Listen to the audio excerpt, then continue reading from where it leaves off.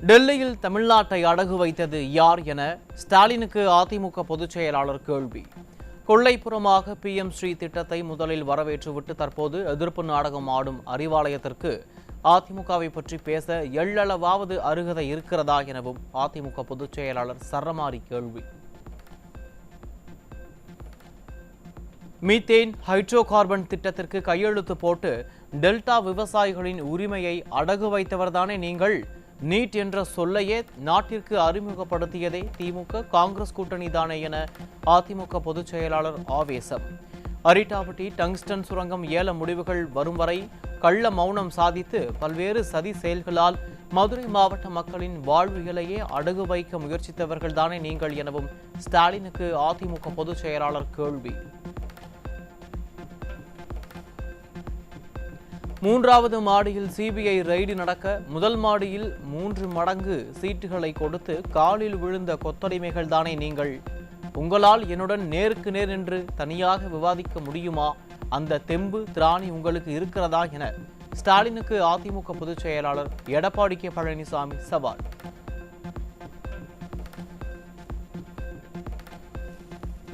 திருப்பூர், கோவை, நீலகிரி, ஈரோடு, திண்டுக்கல், தேனி உள்ளிட்ட 6 மாவட்டங்களில் இன்று கனமழைக்கு வாய்ப்பு. அடுத்த 6 நாட்களுக்கு தமிழ்நாட்டின் பல்வேறு பகுதிகளில் மழை பெய்ய வாய்ப்பிருப்பதாக வானிலை ஆய்வு மையம் அறிவிப்பு.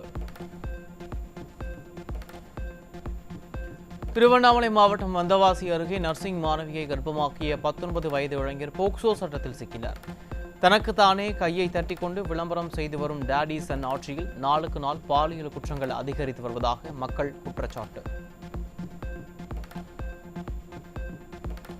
செங்கல்பட்டு மாவட்டம் கூடுவாஞ்சேரி அருகே பள்ளி மாணவிக்கு பாலியல் தொல்லை தந்த இளைஞர் சிக்கினார். திமுக ஆட்சியில் நாளுக்கு நாள் அதிகரித்து வரும் பெண்களுக்கு எதிரான குற்ற சம்பவங்களை கட்டுப்படுத்தாமல் அப்பா ஸ்டாலின் என்ன செய்து கொண்டிருக்கிறார் என மக்கள் கேள்வி. சென்னை எர்ணாவூரில் 20 வயது கல்லூரி மாணவியை ஆபாசமாக படம் பிடித்து மிரட்டி வந்த 24 வயது இளைஞர் சிக்கினார்.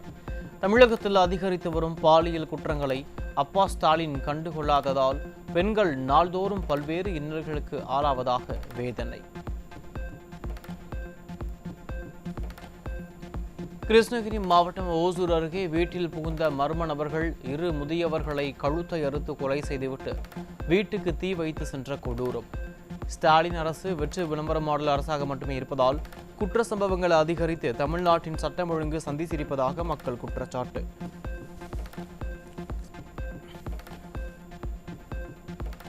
மதுரை சிலைமான் பகுதியில் இளைஞர் வெட்டி படுகொலை. திமுக ஆட்சியில் மதுரையில் அரங்கேறி வரும் தொடர் கொலை சம்பவங்களால் வெளியில் நடமாடவே அச்சப்படும் மக்கள். திருவண்ணாமலை மாவட்டம் கோவூர் கிராமத்தில் 60 வயது மூதாட்டி உயிருடன் தீ வைத்து எரித்து கொலை. குற்றவாளிகளை கைது செய்யாமல் ஸ்டாலின் அரசின் ஏவல் துறை பாதிக்கப்பட்டவர்களை மிரட்டுவதாக குற்றச்சாட்டு. விழுப்புரம் மாவட்டம் திண்டிவனம் அருகே போதை மாத்திரைகளை விற்பனை செய்த 3 இளைஞர்களிடமிருந்து 70 போதை மாத்திரைகள் சிரஞ்சுகள் பறிமுதல். ஒன்றிற்கும் உதவாத உருப்படாத வெற்று மாடல் ஆட்சியில் போதை மாத்திரைகள் விற்பனை கட்டுக்கடங்காமல் உள்ளதால் இளைஞர்கள் போதைக்கு அடிமையாகி தங்கள் வாழ்வையே தொலைக்கும் நிலைக்கு தள்ளப்பட்டுள்ளதாக மக்கள் குற்றச்சாட்டு. திருவாரூரில் தெலுங்கானா மாநிலத்திலிருந்து 3 கார்களில் கடத்தி வரப்பட்ட பல லட்சம் ரூபாய் மதிப்பிலான 400 கிலோ கஞ்சா சிக்கியது. ஸ்டாலின் அரசு விளம்பரத்தில் மட்டுமே கவனம் செலுத்தி வருவதால் தமிழ்நாட்டில் கஞ்சா உள்ளிட்ட போதைப் பொருட்களின் நடமாட்டம் அதிகரித்து விட்டதாக மக்கள் குற்றச்சாட்டு. சென்னை மாதவரம் பகுதியில் விற்பனைக்காக கொண்டுவரப்பட்ட மெத்தபெட்டமைன் கஞ்சா சிக்கியது. திமுக ஆட்சியில் தமிழகம் போதைப் பொருட்களின் குடோனாக மாறி வருவதாக மக்கள் குற்றச்சாட்டு. ராமநாதபுரம் மாவட்டம் மண்டபம் அருகே நாட்டுப்படகில் இலங்கைக்கு கடத்தப்படவிருந்த 80 கிலோ கஞ்சா பிடிபட்டது. திமுக ஆட்சியில் காவல்துறையினரின் அலட்சியத்தால் போதைப் பொருள் புழக்கம் அதிகரித்து வருவதாக மக்கள் குற்றச்சாட்டு. கிருஷ்ணகிரி மாவட்டம் ஊத்தங்கரை அருகே அதிவேகமாக காரில் கடத்திச் செல்லப்பட்ட போதைப் பொருட்கள் சிக்கியது. திமுக ஆட்சியில் உளவுத்துறை உறங்கிக் கொண்டிருப்பதால் போதைப் பொருள் கடத்தல் அதிகரித்து வருவதாக மக்கள் வேதனை.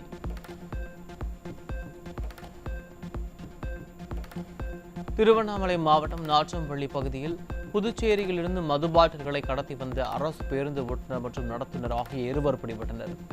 நிர்வாக திறனற்ற திமுக ஆட்சியில் அரசு ஊழியர்களே சட்ட விரோத சம்பவத்தில் ஈடுபடுவது தொடர்ந்து அதிகரித்து வருவதாக மக்கள் குற்றச்சாட்டு. 19,922 கோடி மதிப்பில் ஸ்மார்ட் மீட்டர் ஒப்பந்தம் அறிவித்த தமிழக அரசு. தமிழ்நாடு அரசு நிதி நெருக்கடியில் சிக்கி தவிக்கும் நிலையில் தேர்தல் நெருங்கி வரும் வேளையில் இந்த மாபெரும் ஒப்பந்தம் வளர்ச்சிக்கான திட்டமா அல்லது கமிஷனுக்கான திட்டமா என மக்கள் கேள்வி.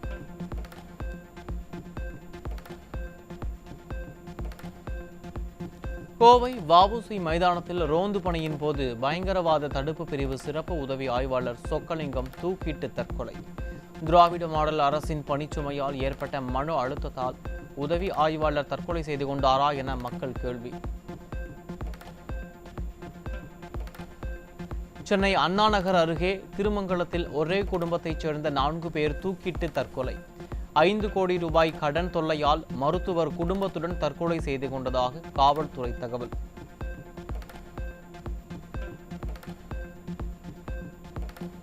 சென்னையில் நகைக்கடை அதிபர் மற்றும் பைனான்சியர் வீடு கடைகளில் சுமார் 12 மணி நேரம் நடைபெற்ற அமலாக்கத்துறை சோதனையில் பல முக்கிய ஆவணங்கள் கைப்பற்றப்பட்டதாக தகவல். சட்டவிரோத பணப்பரிமாற்றம் நடைபெற்றதாக எழுந்த புகாரின் அடிப்படையில் நடைபெற்ற சோதனை நிறைவு. தமிழ்நாட்டின் பல்வேறு கோயில்களில் வெகு சிறப்பாக நடைபெற்ற மாசிமக தெப்பத் திருவிழா. பெருந்திரளான பக்தர்கள் பங்கேற்று சுவாமி தரிசனம்.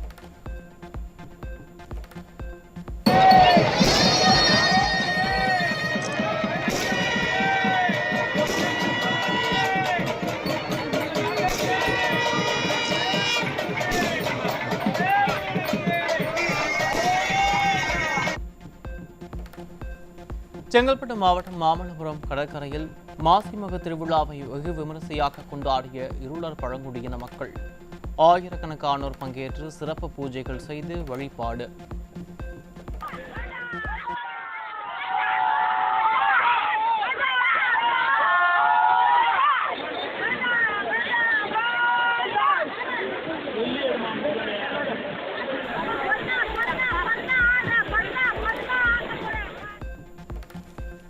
தமிழ்நாடு ஊராட்சி செயலர்கள் சங்கம் சார்பில் தமிழகமெங்கும் மாவட்ட ஆட்சியர் அலுவலகங்களில் ஆர்ப்பாட்டம். ஊராட்சி செயலர்களை தமிழக அரசின் ஓய்வூதிய திட்டத்தில் இணைக்க வேண்டும் உள்ளிட்ட கோரிக்கைகளை வலியுறுத்தி ஸ்டாலின் அரசுக்கு எதிராக கண்டன கோஷம். சென்னை துறைப்பாக்கத்தில் 3 வயது குழந்தை மழைநீர் வடிகால் வாயில் விழுந்து உயிருக்கு போராடிய நிலையில் மருத்துவமனையில் அனுமதி. மழைநீர் வடிகாலுக்காக தோண்டப்பட்ட பள்ளங்களுக்கு முறையாக தடுப்புகள் அமைக்காத மாநகராட்சி அதிகாரிகளின் அலட்சியமே காரணம் என மக்கள் குற்றச்சாட்டு.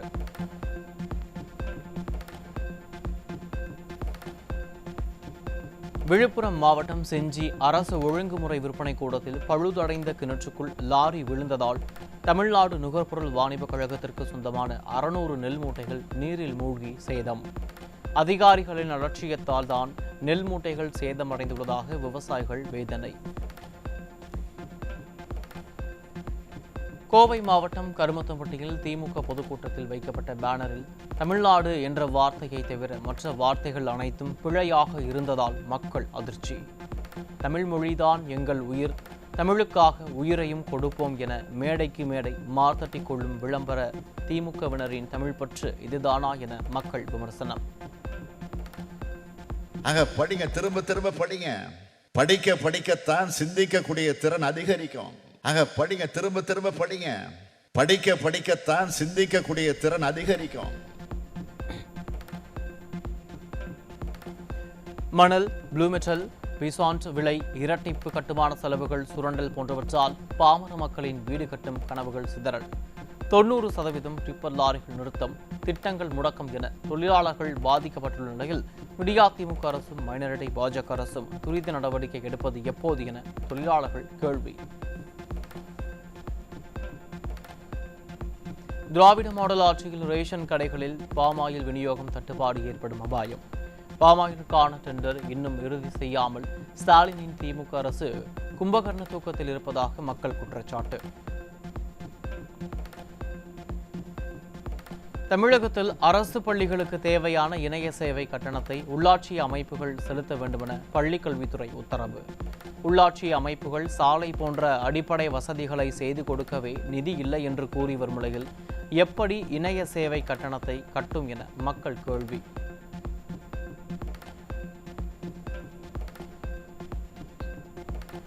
தமிழ்நாடு நுகர்பொருள் வாணிப கழகத்தில் உணவுத்துறையில் 992 கோடி ரூபாய் அளவிற்கு ஒப்பந்த ஊழல் நடைபெற்றிருப்பதாக புகார்.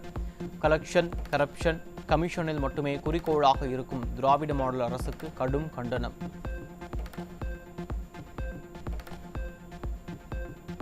கடந்த 11 ஆண்டுகளாக மேக் இன் இந்தியா என விளம்பரம் செய்து வந்த மைனாரிட்டி பாஜக அரசு தொலைத்தொடர்பு துறையில் ஸ்டார்லிங்க் நிறுவனத்திற்கு சிவப்பு கம்பளம் விரித்திருப்பது பல்வேறு சந்தேகங்களை எழுப்பியுள்ளது. இந்தியா செயற்கைக்கோள்களை ஏவுவதிலும் நிலைநிறுத்துவதிலும் உலக வல்லரசாக மாறிவிட்டதாக விளம்பரம் தேடிக்கொண்ட மைனாரிட்டி பாஜக ஆட்சியின் வளர்ச்சி இதுதானா என மக்கள் விமர்சனம். நாகை மாவட்டம் லால்குடியில் உள்ள நெல் கொள்முதல் நிலையத்தில் நெல் மூட்டைகள் மழையில் நனைந்ததால் விவசாயிகள் கவலை. எழுதாத பேனாவுக்கு சிலை அமைக்கும் அரசால் கொள்முதல் நிலையத்தில் மேற்கூரை அமைக்க முடியாதா எனவும் நானும் டெல்டாக்காரன்தான் என்று கூறிய முதலமைச்சரிடம் விவசாயிகள் கேள்வி.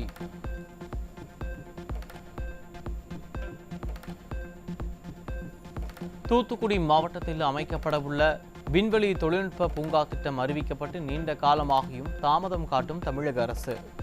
72,000 கோடி முதலீட்டு திட்டம் என்றாலும் தமிழக அரசின் சரியான திட்டமிடல் இல்லாததால் நிலம் கையகப்படுத்தும் பணி தாமதம். பஞ்சு சாகுபடியில் இந்திய அளவில் 9வது இடத்திற்கு பின்தங்கியது தமிழகம். விவசாயத்திற்கு தனி பட்ஜெட் என விளம்பரங்கள் காட்டும் திராவிட மாடல் ஆட்சி நடைமுறையில் தோல்வியடைந்துள்ளதாக விவசாயிகள் குற்றச்சாட்டு. சுனிதா வில்லியம்ஸை அழைத்து வர புளோரிடாவிலிருந்து காலை 5:18 மணிக்கு ஏவ இருந்த டிராகன் விண்கலத்தில் தொழில்நுட்ப கோளாறு. 9 மாதங்களாக விண்வெளி மையத்தில் உள்ள சுனிதா வில்லியம்ஸ், வில்மோர் ஆகியோரை அழைத்து வர மீண்டும் ராக்கெட் ஏவக்கூடிய தேதி மற்றும் நேரம் பின்னர் அறிவிக்கப்படும் என நாசா அறிவிப்பு.